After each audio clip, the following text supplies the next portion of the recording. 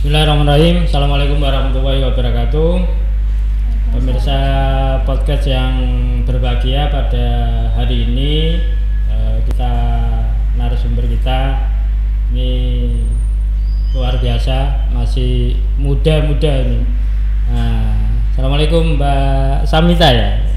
Samanta, sorry. Oke, Mas Ayah, assalamualaikum. Waalaikumsalam. Baik, sehat semua ini ya. Alhamdulillah ya. Oke, ini pandemi harus tetap dijaga kondisinya gitu. Iya, baik. Ini videonya Mbak Samanta sama Mas Ayah ini dari PT Pos Indonesia atau kantor pos. Kantor pos. Baik, kalau dulu zaman saya dulu mungkin kalau kantor pos itu surat menyurat ya. Menyurat. Tapi kalau sekarang kelihatannya sudah berubah fungsi. Berfungsi tambah lebih canggih maksudnya kan gitu ya. Baik. Oke. Baik. Ngomong kantor pos ini era sekarang tantangannya cukup berat. Kelihatan gitu lah, bisa ada tahu ya. Nanti mungkin bisa diceritakan. Sekarang banyak jasa paketan malah tambah ya. Baik paketan, tidak tahu paketan apa saja, kelihatannya sudah semuanya all masuk di sistem yang teman-teman yang baru selain kantor pos ya. Apakah kantor pos sama ada jenis program dengan yang lainnya, sama pengiriman dan sebagainya gitu? Iya.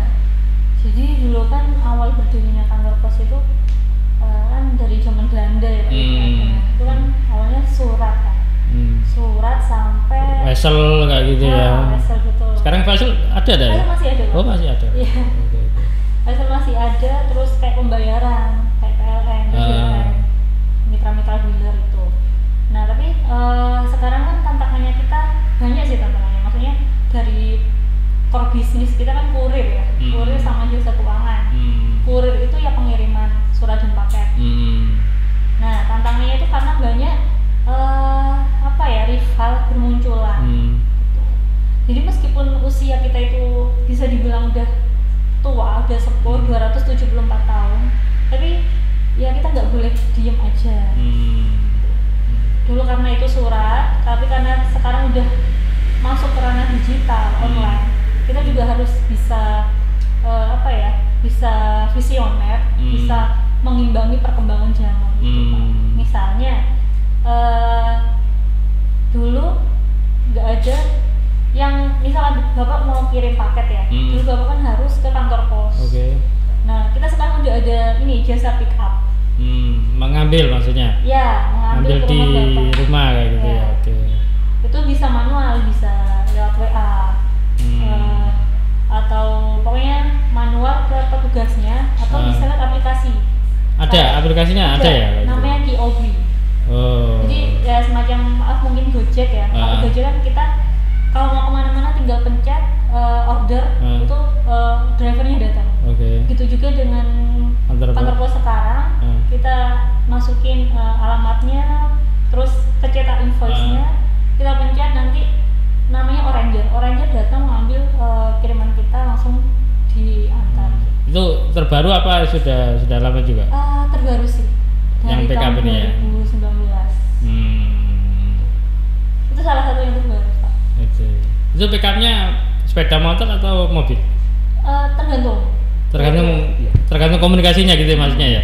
Chattingan maksudnya barangnya barang besar, sehingga yang datang mobil kan. Berarti ada komunikasi terlebih dahulu gitu ya berarti ya. Terus ada juga ini Pak, COD, cash on delivery. Jadi karena kan sekarang kan orang kalau kita jualan langsung ya di toko itu kan kita bisa lihat barangnya, kualitasnya. Tapi karena secara online kan banyak juga terjadi penipuan, misalnya misal barangnya katanya ori, ternyata KW super. Nah, jadi banyak buyer atau customer itu yang mintanya itu bayar setelah melihat barangnya. Beneran nggak sih barangnya ini kualitasnya, atau bagus beneran, atau barangnya beneran ada. Jadi kita bisa kirim dulu, baru bayarnya itu bayar, pembelinya tuh bayar, lalu kita setorkan ke pembeli. Itu di satu aplikasi atau beda item? Bisa di TOB juga. Jadi itu terintegrasi dalam aplikasi TOB tadi. Jadi bisa diambil, habis itu setelah diproses di loket ya, di sistem, nyampe kantor tujuan itu diantarkan, terus kita bisa melacak kiriman saya lewat mana, bisa lewat TOB itu. Jadi kita memberi kemudahan dan kepraktisan ke seller, Pak. Di Gresik sekarang ada berapa kayak outlet atau agen? Agen sekarang masih ada 10, Pak. Ada kurang lebih ada 10. Total 10 itu yang aktif, Pak. Totalnya sekitar 30-an. Iya. Masih segitu ya? Iya. Oh, sedikit. Itu agen pos yang kategori dengan pendapatan yang besar. Ada yang startup yang baru-baru juga banyak. Kalau di total gitu 3 bulan tadi? Iya, 30-an. Targetnya berapa? Targetnya sebanyak-banyaknya. Karena semakin banyak pintu kan semakin banyak omset ya. Kebanyakan di dalam kota apa sudah bergerak di pinggiran? Kalau di pinggiran itu kita biasanya sama BUMDes itu. Kebanyakan BUMDes. Tapi kalau yang agen pos itu di dalam kota sih. Yang paling banyak ya. Tapi ada juga yang di kecamatan, di Indrarejo, Menganti. Yang maksudnya yang rame-rame pinggir jalan ya. Yang strategis gitu. Baik, kalau ngomong di Gresik ini, kalau kantor pos tertua itu di mana? Kalau saya belum pernah tanya saya ke di ini, Pak, pelabuhan Gresik, pelabuhan di banyak Polres. Nah itu tertua situ. Nah itu heritage gitu kan. Iya. Dari awal berdiri kantor pos itu sebenarnya di sana. Gedungnya tua gitu. Nah sebelum akhirnya pindah ke Dr. Sutomo, itu yang pertama di sana. Tahun 80-an itu baru kami pindah ke Dr. Sutomo. Berarti yang di kantor Polres itu yang pertama. Ini informasi untuk teman-teman di sini. Iya. Nggak tahu. Berarti di Dr. Sutomo yang karena ramenya yang di situ kan gitu ya. Iya, pusatnya sekarang di Dr. Sutomo. Terus yang di pelabuhan sekarang udah jadi cabang, kantor pos cabang. Kalau cabang sendiri ada berapa? Kalau cabang sendiri kita ada 16 cabang, termasuk di Bawean. Sudah. Nah, Bawean itu di Kecamatan Sangkapuranya. Ada satu. Dan kebetulan kalau Menganti itu merangkap sebagai kantor pos cabang di Kedamaian. Untuk program kayak pendidikan itu kantor pos apa yang bisa menyentuh kayak gitu? Kalau pendidikan ada tersendiri? Sebenarnya wisata pos ya yang untuk anak TK gitu. Di mana? Maksudnya wisata pos yang biasanya ini datang gitu, Pak. Dan kita mengenalkan tentang kantor pos, cara mengirim surat gitu. Terus dulu itu sempat ada pengiriman buku gratis. Tapi sekarang masih dihentikan. Nah, sementara itu aja sih, Pak. Jadi nanti ini rencana kita mau kerjasama sama universitas di sini.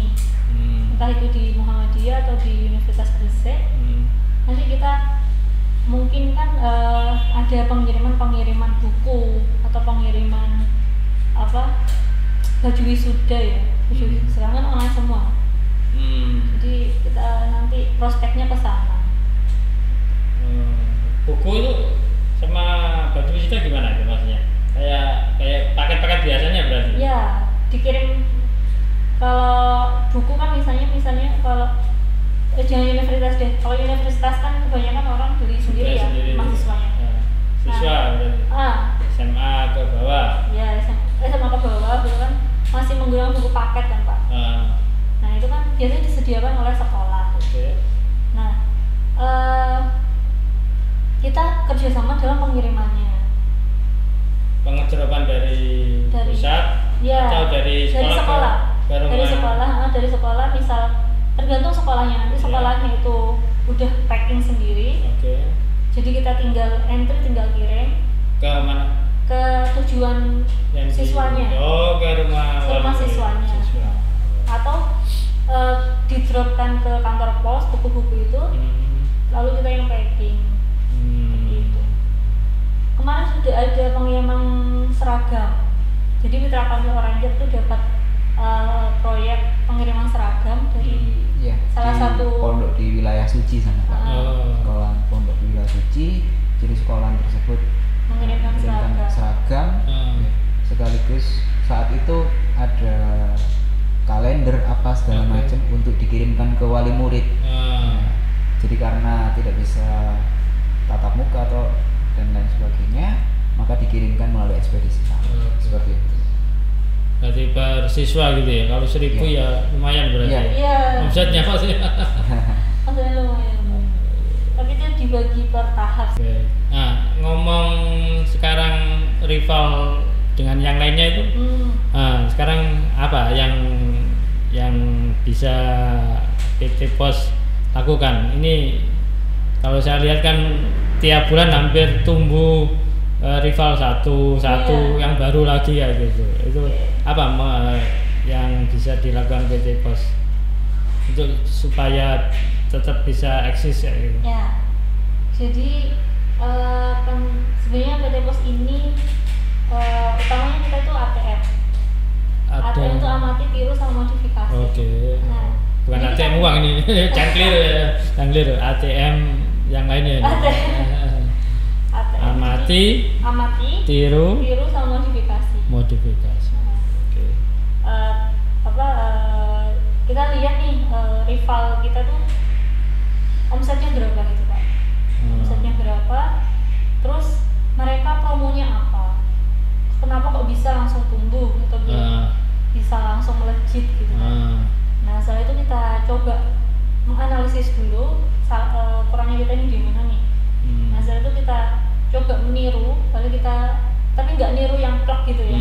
Jadi niru terus kita modifikasi. Salah satunya itu tadi pick up Oranger, pick up paket sama COD.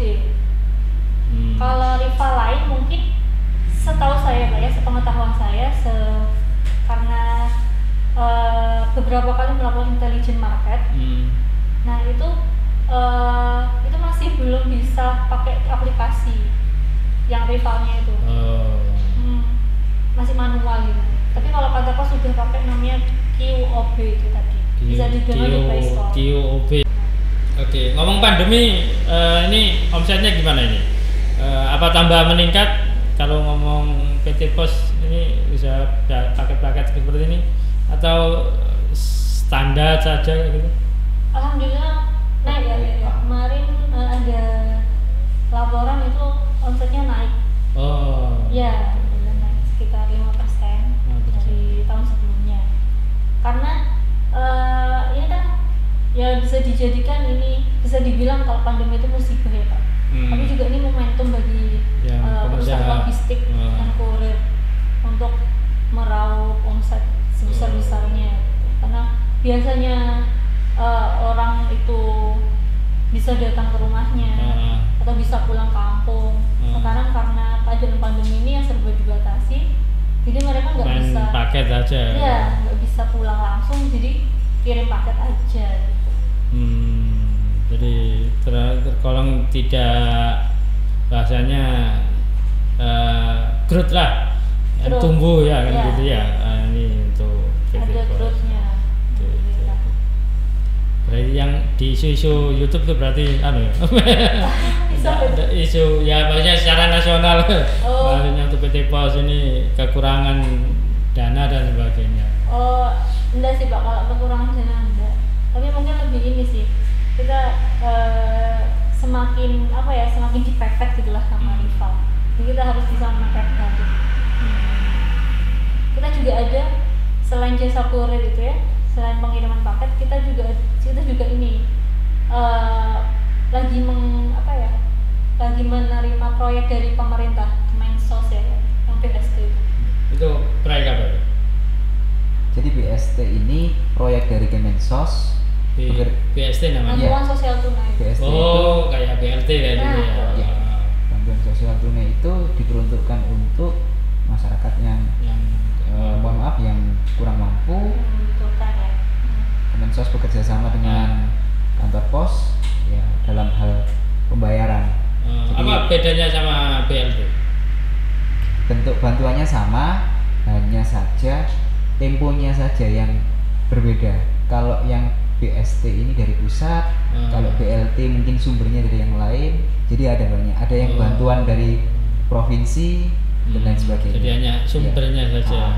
Dan kebetulan yang BST ini yang paling rutin gitu. Dari kemarin itu sampai dengan saat ini sudah dapat sampai tahap ke-8 pembayaran kami. Ya, seperti itu. Insya Allah sebelum bulan Desember ini juga sudah dibayarkan lagi. Oke. Apa keuntungan PT Pos dengan adanya proyek semacam BST atau BLT itu? Maksudnya apa dapat keuntungan fee dari proyek itu atau gimana? Ada. Kalau dari Gresik sendiri itu dapat sekitar 500 juta dari BST itu sendiri. Itu satu tahap aja itu. Tidak, maksudnya untuk yang masuk ke kantor pos ya, itu maksudnya. Ke income-nya. Oh, 500 juta. Ya, itu total ya? Itu total, itu kantor pos Gresik aja. Maksudnya dari proyek itu dapat keuntungan 500 juta. Di jasa namanya fund distribution. Tapi selain income itu kita juga ada ini sih Pak, kayak panggilan ya untuk membantu sesama gitu, menyalurkan gitu. Karena kalau nggak kami siapa lagi? Kita bisa bertatap langsung, meskipun itu mungkin banyak resikonya ya, ada resiko ketemu orang langsung, ketemu orang banyak. Kalau ngomong pengiriman berapa hari sekarang? Pengiriman tergantung ya, tergantung produk. Tergantung produk gimana Pak? Tergantung produknya. Kalau misalnya produk express, jenis produknya. Kita ada 3 macam produk Pak. Produk utama ya. Pos ekspres, pos kilat khusus, dan pos jumbo ekonomi. Nah, pos ekspres ini diturunkan menjadi Q9. Nah, kalau pos ekspres, bentar saya ngomong pos ekspres dulu. Kalau pos ekspres itu sehari bisa sampai. Ekspres ini ya, ekspres. Khususnya untuk Jawa Timur 24 jam ya. Jawa Timur yang daerah kecuali Madiun, Ngawi, Pacitan, daerah tengah-tengah sana itu kita masih belum bisa sih ekspres. Lebih dari 1 hari. Saya 1,5-2 hari. Tapi untuk Jawa Timur sampai ke Banyuwangi itu bisa 1 hari. Itu terus dari pos ekspres itu ada turunan produk namanya Q9. Jadi 9 jam sampai. 9 jam sampai itu misalnya lebih cepat lagi nih. Lebih cepat lagi. Tapi untuk lokalan Gresik aja Pak. Nah Bapak kirim ke Bunga gitu ya. Hari ini kirim, hari ini juga sampai. Khusus lokal saja. Khusus lokal aja. Yang satunya tadi? Tadi ada yang pos kilat khusus. Pos kilat khusus. Berapa jam? Ini yang reguler. Kalau ini ini yang reguler. Estimasinya 2-3 hari sih. Kalau misalnya di Jawa Timur. Kalau keluar Jawa ada estimasi tersendiri. Itu risetnya baik yang reguler, yang lokal maupun yang ekspres itu ada risetnya enggak? Ketepatan waktu ke konsumen ini teruji? Ada sih Pak, jadi evaluasi gitu kita per bulan. Kalau rivalnya PT Pos kan dia pakai aplikasi ya, pengiriman setelah sampai diterima sama si Fulan ya gitu. PT Pos sama? PT Pos ada. Kalau misalnya customer itu menggunakan produk ekspres atau produk Qcom itu dapat SMS notifikasi. Oh, malah di SMS dia? Iya, SMS atau WA sih. Misal di posting kirim tanggal berapa, terus misalnya nyampe ya ada pemberitahuan. Rival di Gresik ini berapa yang sudah kira-kira berapa jumlahnya rival di Gresik yang paling berat itu? Paling berat. Yang bikin si merah si biru. Iya, juga ada. Iya, kita kan ada si merah, si biru, sama yang baru. Yang baru itu namanya